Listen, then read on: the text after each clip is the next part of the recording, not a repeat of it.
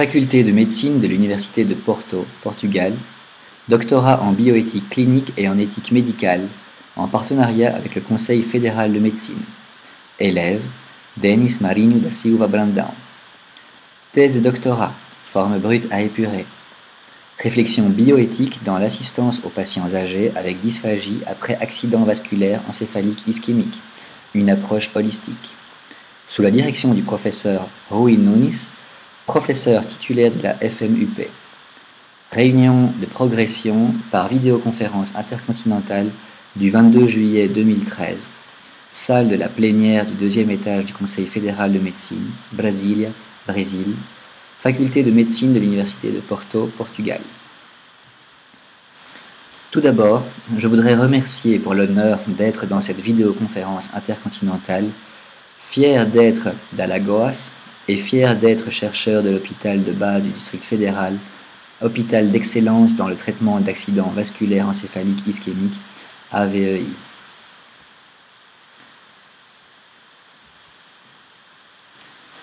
Thèse de doctorat, forme brute à épurer.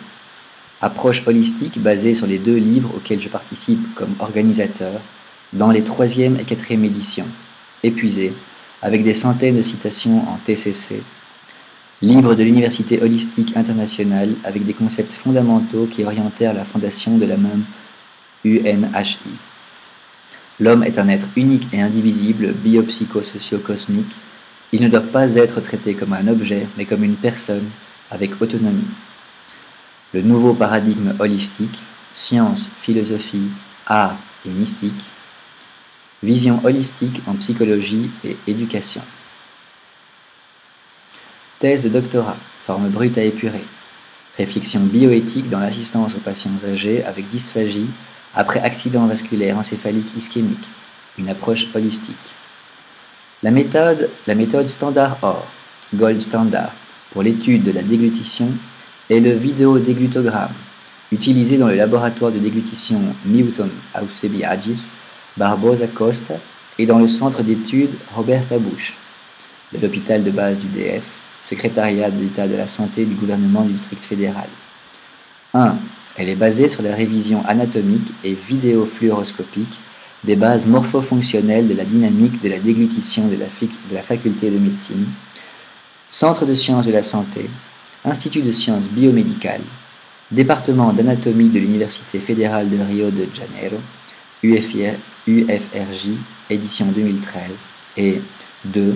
Elle est basée sur le cours de dysphagie de Roberta Bush, maître en neurosciences pour l'Université fédérale de São Paulo, UNIFESP, École pauliste de médecine, CAAD, Centre de traitement avancé en dysphagie, édition 2013. Chapitre 2 de la thèse de doctorat, forme brute à épurer. Réflexion bioéthique dans l'assistance aux patients âgés avec dysphagie après accident vasculaire encéphalique ischémique, une approche holistique. Objectif. Objectif général.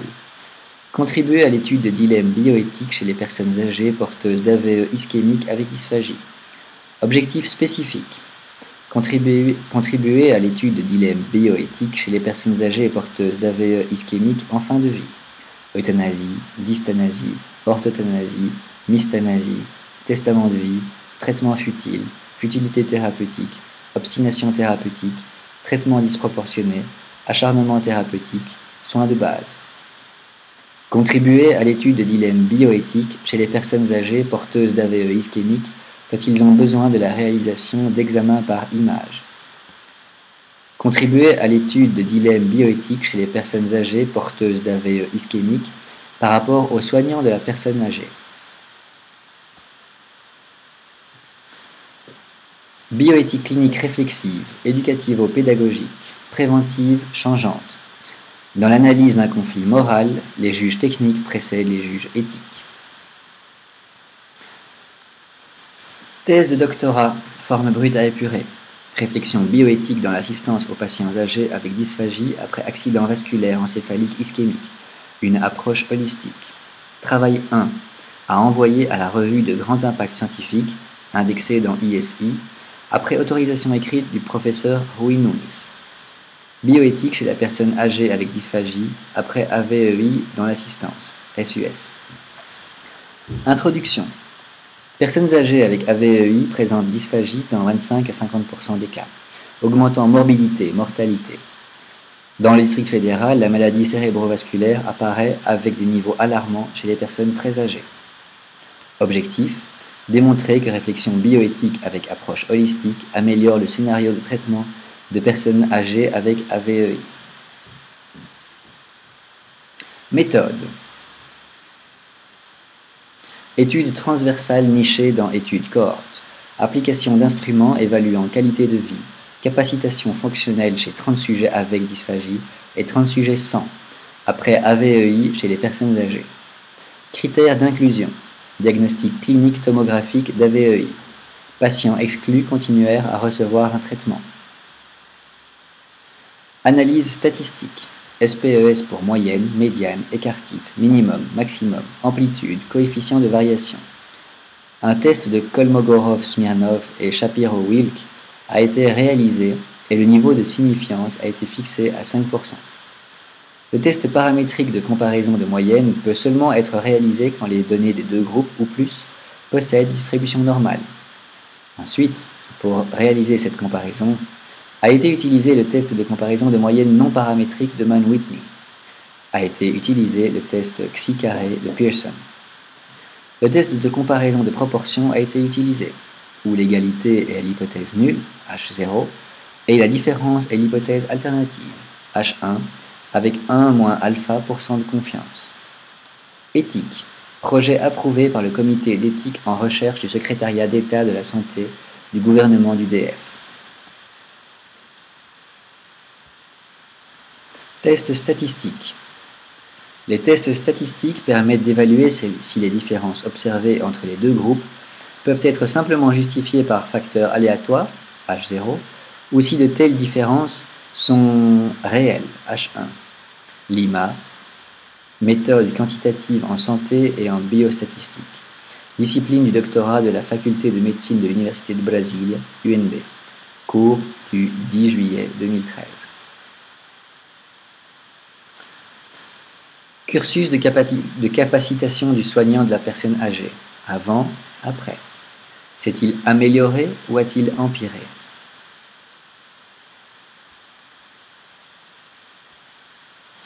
Graphique, âge et déglutition. Il n'y a pas de différence significative entre les groupes.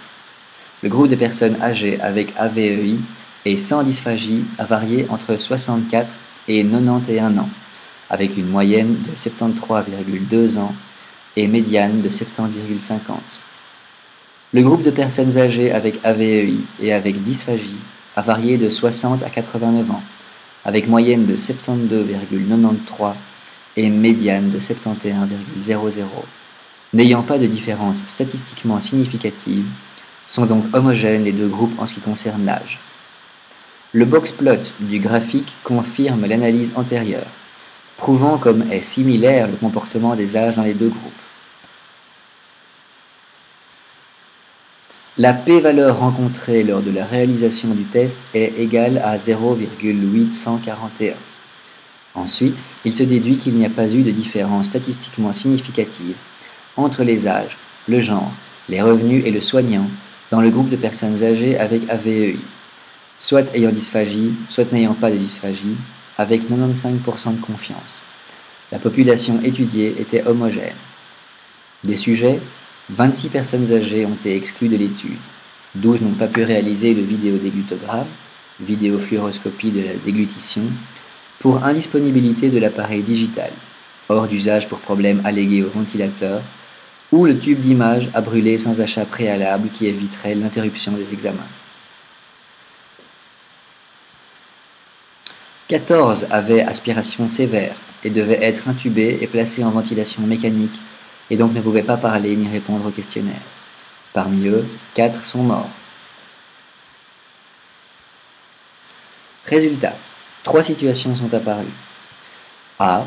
Il existait des conditions éthiques d'exercice professionnel chez les 60 sujets de l'étude. B. Il existait un potentiel éthique douteux quand la tomographie informatisée des urgences était cassée. C. il n'existait pas de conditions éthiques d'exercice professionnel quand l'appareil de hémodynamique n'était pas libéré pour vidéodéglutogramme et il y avait des salles et des horaires inutilisés. Conclusion. Analyse des données présentées, transmises aux gestionnaires par les professionnels de la santé par la voie administrative habituelle, au ministère public par des patients, a contribué à l'inversion de la majeure partie des situations à risque. D. Lettre de présentation. Brasilia, 22 juillet 2013. Cher Monsieur Bruno Caramelli, éditeur-chef de la revue de l'Association médicale brésilienne. La RAMB est indexée dans les bases de données Cielo, Scopus, Science Citation, Index Expanded, SAIE, Web of Science, Institute for Scientific Information, EASY, Index Copernicus, Lilacs, Medline et Capis. Nous avons l'honneur de soumettre ce travail en vue d'une publication dans cette célèbre revue qui est indexée dans EASY, Institute for Scientific Information. Il aborde un sujet inédit, original et pertinent pour le traitement dans le quotidien assistentiel du système unique de santé, SUS, présentant un modèle inédit, original et pratique d'analyse de conflits moraux. Après les juges techniques, se fait l'analyse des juges éthiques, établissant en 3 situations ce qui doit ou non être changé. 1. Situation dans laquelle on se trouve dans l'espace éthique. 2. Il y a un potentiel éthique douteux et des mesures de changement doivent être prises préventivement pour éviter une infraction éthique, étant réflexive, proactive, éducativo-pédagogique. 3. Il n'existe pas de conditions éthiques d'exercice professionnel induisant des aggravements pouvant mener à la mystanasie, quand le patient décède parce qu'il n'y a pas d'accès aux ressources qui le sauveraient. L'accident vasculaire encéphalique ischémique, AVEI, chez les personnes âgées est un thème pertinent de santé publique au Brésil et dans le monde. Alarmant quand se présente la dysphagie car celle-ci provoque la bronchoaspiration, une morbidité et une mortalité élevées, des coûts hospitaliers augmentés et une diminution de la qualité de vie. Il s'y traite d'études transversales nichées en études cohortes en hôpital de pointe de la capitale du Brésil, référence pour les AVEI. L'identification et l'inversion du cadre où il n'existe pas de conditions éthiques d'exercice professionnel mène à une intervention favorable au changement dans le quotidien assistentiel du système unique de santé. Aspect éthique. Il n'y a pas de conflit d'intérêts professionnels, financiers et bénéfices directs ou indirects qui puissent influencer ou avoir influencé les résultats de la recherche ou le contenu du travail. Le comité d'éthique en recherche du secrétariat d'État de la santé du gouvernement du district fédéral, CEP-SES-GDF, a approuvé le projet de recherche le 27 octobre 2011, numéro 421-2010. Cordialement, Denis Marinho da Silva Brandão, responsable du travail. Adresse SQS 307, Bloco H, apartamento 301, bairro Asa Sul, Brasília, DF, Brasil. CEP 70 354 080. Téléphone 61 81 42 12 44. Fax 61 24 43 41 14. Laís Costa de Siqueira Campos, Maria Regina Chalita, Lucy Gomes, Rui Nunes. Numéro 1. Responsable du travail, doctorant, gradué en médecine à l'Université de Brasilia en 1978. Post-graduation lato sensu et ou titre de spécialiste enregistré au Conseil fédéral de médecine en clinique médicale, santé publique, gastro-entérologie, endoscopie digestive, endoscopie pérorale. Mestrado en gérontologie à l'Université catholique de Brasilia. Doctorant en bioéthique à la faculté de médecine de l'Université de Porto, en partenariat avec le Conseil fédéral de médecine. 2. Phono-audiologue avec spécialisation lato sensu en dysphagie. 3. Mestrado, doctorat et post-doctorat en médecine. Directrice de recherche de post-graduation stricto sensu de la faculté de médecine de l'Université de Brasilia. Campus Universitario Darcy Ribeiro, Brasilia, CEP 70 910 900. 4. Professeur titulaire de la faculté de médecine de l'Université de Brasilia, retraité, mestrado à l'UNIB, doctorat à la University of London, directrice de recherche de mestrado de gérontologie de l'Université catholique de Brasilia, campus avançado Asa Norte, SGAN 916, Modulo B Avenida W5, CEP 70 790 160 Brasilia DF. 5. Professeur titulaire, directeur du programme doctoral de la faculté de médecine de l'Université de Porto, Portugal, en partenariat avec le Conseil fédéral de médecine. Directeur de recherche du premier auteur et, pour cette raison, dernier auteur en vertu des règles de la Convention de Bologne validée par l'Union européenne. Faculté de médecine de l'Université de Porto.